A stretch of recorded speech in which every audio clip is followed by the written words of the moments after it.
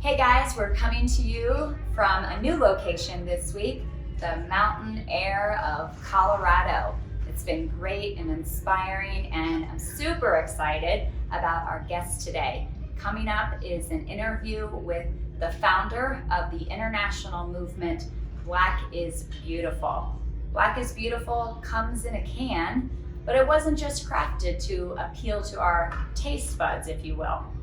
It was meant to be shared for inspiration and perhaps jolt some enlightenment so that we can talk and have conversation about the world we live in today, and maybe more importantly, the world that we want to live in tomorrow. So I hope you all crack open one and sit back, relax, and enjoy my interview with Marcus Baskerville, the founder of Weathered Souls Brewing Company, and more importantly, the creator, the man behind Black is Beautiful. Gotta get it how it goes now. You gotta take it off the nose.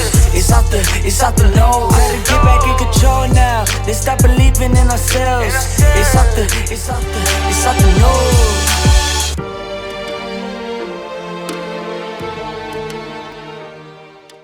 Hey guys, today's show is brought to you by Storyworth. Unique gift like nothing else. $20 off when you use the URL /off the nose.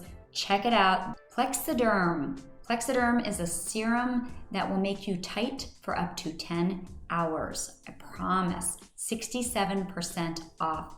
Guys, yeah, you too. Check it out. MealEnders. Are you doing a little too much snacking these days? Stop the cravings, stop overeating, pop a lozenge, 20% off when you use /off the nose. How about Warby Parker? Do you need to change it up a little bit? I'm telling you, you do. Warby Parker, awesome vintage inspired prescription glasses, 5 pairs, 5 days free trial when you go to /off the nose. You know, I came across you because of the Black is Beautiful. That's how I found it. And so I was like, this is super cool, and it's a interesting time right now. So I was like, let's talk about beer and let's talk about this. I think you've created a national movement, I mean, of some sorts, and it's pretty interesting. So anyway, I wanted to talk beer all together. So I know you founded the brewery with your partner, but you are the brewmaster of the two, correct? Yes, ma'am. Yeah. And so what's that like? I mean, what are the levels of a brewmaster? Do you just get to call yourself a brewmaster? Do you make No. sure, Marcus? Can I get to do it myself at home? I actually come from more traditional training of folks. So honestly, I don't call myself a brewmaster. Like, I don't have real formal training per se. You know, I didn't go to school and receive a certificate and go through that whole process. But that does exist, right? Yeah. So yeah, what I consider to be like a brewmaster is like somebody that's at a level to the point to where they've literally have mastered their craft, right? You can ask them any question and they can answer it for you, and they know the ins and outs of everything. I'm far from that point. So is that like a sommelier in wine? I mean, you could taste any beer and be able to tell me exactly what's in it, or so there's cicerones that do that, yeah. But master brewer goes a little bit further than that. So I call myself the head brewer there. I could give myself whatever title I wanted, but I prefer just to call myself the head brewer. I'll have to ask your partner if you're being modest, but and I would imagine that there's trending things, and so at some point you get ideas that way too. You don't try to be trendy, but it fits with whatever's going on in the food world. So during Girl Scout time, we did a Girl Scout event. We did every Girl Scout cookie. And no way! You had a thin mint beer? We had every Girl Scout cookie. I love this. this was the first year that the actual like Girl Scout committee officially like did a partnership with a place that sells alcohol. Yeah. Way to branch out. I mean, Yeah, that's so cool. we had the Girl Scouts. We had the Girl Scouts out front selling cookies, and then we did all Girl Scout cookie beers, and then had the Girl Scout cookies to pair with them. And it was That's fun. very cool. So do you literally take, I'm going to keep talking about Thin Mints, Marcus, because man, I can take a whole box of Thin Mints down in no time. Do you actually take Thin Mints and crush them in the beer? So we used about 60 boxes of Thin Mints per, I love this. barrel, so about 30 gallons of beer. Wow. Were you on the line like cheating a little bit? Just a little bit. more so with the tag-alongs though. With the tag-alongs, okay. Do you think of craft beer as more sophisticated, or how do you think of it? No, I just think that people that drink, Coors and Bud, typically haven't developed their palate. They always say craft beer. That's a much more PC way to say it. Thank you, Marcus. Yeah. I just think, a little palate development. I like American light lagers and pilsners and different things like that, but there's certain qualities within some craft beer that you're going to be able to get. And so I think it's just the development of people developing their palates to start liking stuff. Like the first double IPA I ever had, I ended up spitting out and then drank the bottle because it was just so bitter that it just literally felt like my tongue was on fire, right? But now West Coast IPAs are my favorite. I like my favorite style of beer. Wow. Or stouts. I used to hate stouts. I mean, and you figure, we're known for stouts, so it's it's a transition of palate over the years, and once people start getting into beer, the more they'll probably open up. Okay. The Black is Beautiful beer that you're brewing, and the initiative, as I understand it, for breweries across the country to produce it as well?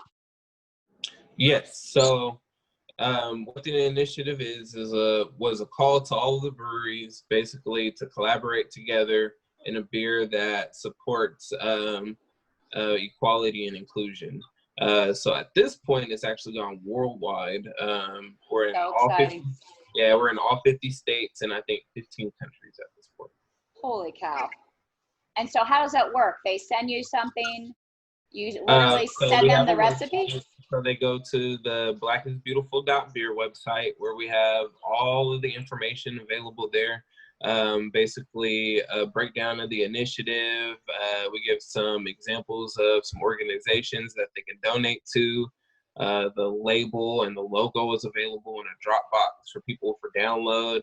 And then, yes, we also provide a recipe on the website as well, where brewers can go ahead, download the recipe, and then brew the beer. We've even done a homebrew version that was created by Annie Johnson that's available as well, so we can all have all the homebrewers participate. That's cool. It's a pretty important thing.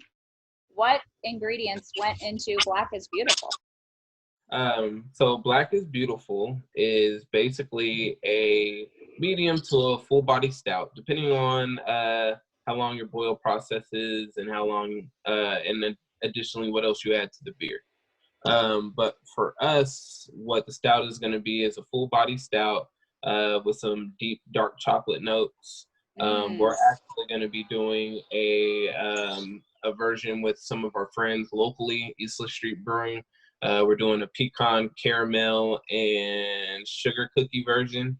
And then we're also doing another version with Rwandan coffee and hazelnut. Wow. So I know that just sounds amazing. Yeah, so we're doing 3 different variations. And then I've also seen a lot of other breweries that have been participating start getting creative with some of their ideas. And so that's basically what we wanted to do, was create a recipe that was open kind of, so other breweries can get creative and use some of the typical processes that they normally do to make the beer special. So it's a foundation through a beer, but your philosophy behind it is a basis of equality, and then what you do with that beer, you can kind of make it your own. Does that fit into sort of how you feel about the whole thing going on in the world right now? Well, what it was I chose a stout because stouts go basically from a hue of a light brown to a deep dark black, right? Which are the hues of typical people of color. Yeah. So I just figured that the stout style was kind of perfect and meaningful within the actual physical initiative. But what the initiative itself is basically a call for these breweries to collaborate on this beer and take those proceeds and then donate them locally to organizations that fight or that help with police brutality reform and legal fees. And so basically within that, I basically didn't want to have control of the money or have anybody donate to one location, because I wanted these breweries to start giving back to their communities and start participating in things locally. And then through that, basically, that's going to open up conversation, that's going to open up dialogue, that's going to make breweries, a location within their communities that people feel that they can go to because now they're relating to them. And so this whole initiative basically is to give a foundation for other people in other industries to be able to start getting more into equality and inclusion with Black people and people of color. It's really interesting because conversation is so often shared over a drink, right? Or breaking bread. And so I find it fascinating that it's a beer, and over a beer, we should be able to have that kind of conversation. What have the conversations been between you and your partner? I mean, your partner's white, correct? Yeah. So Mike is Caucasian, but Mike's ex-wife is Black and his kids are Black. Interesting. So Mike is very understanding of the situation that people of color go through. His son has experienced different things in his lifetime, so Mike's not blind to it in the slightest. So, conversations have always been positive between me and him relating to that stuff. He knows I'm a very prideful Black man in myself. He knows my dad very well, and the way that my parents raised me. So as far as those conversations have gone, they've always been pretty positive. That's great. I like your concept, put it back into the community, because it is one conversation at a time, over a beer, if you will. But that's really how you're probably going to break it down. I mean, what do you think? What have you heard that you are like, yes, that's what we need? As far as the beer industry, I've seen some interesting actions and plans that breweries are starting to put into place. So some breweries have started doing internships for people of color. Other breweries are starting to implement equality classes for their employees. So these are all, steps that people can take to, bring that understanding, bring that respect. And that type of training, those type of internships can always filter in other industries, other businesses and stuff like that. So, if you have, at this point, we're almost at 800 breweries. So, you have almost 800 breweries committing to their community to help, people of color. It's going to make a difference one way because other people are going to start taking notice, and hopefully, other industries and other people basically get into form and start trying to participate as well. Do you think changing minds versus changing policy is the better place to put most focus? It's one conversation at a time? For the general public, yes. Obviously, there are some policies that need to change that are higher up. But what we can control, obviously, is the ground floor level. And, that's going to take conversation and understanding and respect. Totally. Yeah. Well, I've really enjoyed talking to you. I'm super excited for you. The Black is Beautiful movement, like I said, mostly why I wanted to talk to you. I love meeting new people and finding out what your passion is and how you got here. I wish you the most success. I'm going to follow along the initiative and see where that goes. I'm pumped worldwide. Come on, Marcus. My God. Send you some of the beer when it's ready. Oh, I would love it. Yeah. You're going to have to get a whole new wardrobe. You're going to have paparazzi now. My God. This is exciting. I'm the biggest introvert. So you just want to make your beer. Yeah. Exactly. I get it. I love it. I'd like to come down for the next Girl Scout. I mean, that sounds good. It's a reminder. That's super creative. But hey, does everybody call their beer Black is Beautiful? Yes. So the name of the actual physical beer is Black is Beautiful. It's a preset label, and then they can go ahead and put their logo. There's a spot for them to put their logo on the label. Way cool. Way cool. Let's hope that produces a lot of conversation. I think it's going to go beyond beer. I hope so. Yeah, I do. Congratulations. Thank you. Nice talking to you, and I wish you It was a pleasure meeting you. Thank you. Continued success. Okay. Bye, Marcus. We'll talk again. Bye. Take care. Better change up your perspective. It's all